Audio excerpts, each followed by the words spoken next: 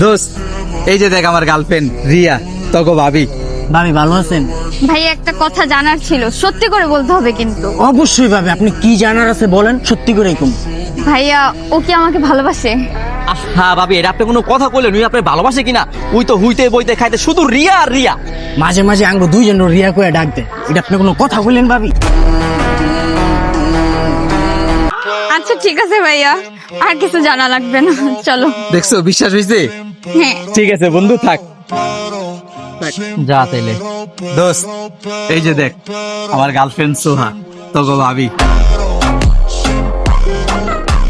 High ভাইয়া। Hello ভাবি। আচ্ছা তোমরা একটু দাঁড়াও, কথা বলো, আমি তো আসতেছি। হ্যাঁ, আচ্ছা ভাইয়া, আপনাদের একটা কথা জিজ্ঞেস করি, হ্যাঁ একদম সত্যি সত্যি বলবেন। একদম সত্যি করে কম ভাবি। আচ্ছা ওকে আমাকে রেখে অন্য কারোর সাথে কথা বলে? এইটা কোনো কথা বললেন ভাবি? আমার বন্ধু আপনারা ছাড়া এই পৃথিবীর কোনো মায়ের দিকে তাকাই না, কথা তো দূরেই থাক। আমার বন্ধু লাগি মাঝে মাঝে টিয়া পাখি হয়ে গেছে, সারাদিন সোহা সোহা সোহা সোহা, মাঝে মাঝে আঙ্গ দুজন সোহা করে।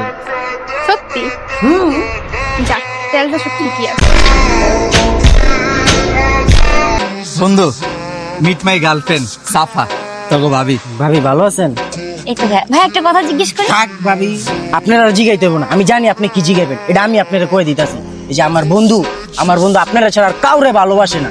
আমার বন্ধুর জীবনে দুইটাই নারী আছে, একটা হলো আমার বন্ধুর মা, আর একটা হলেন আপনি।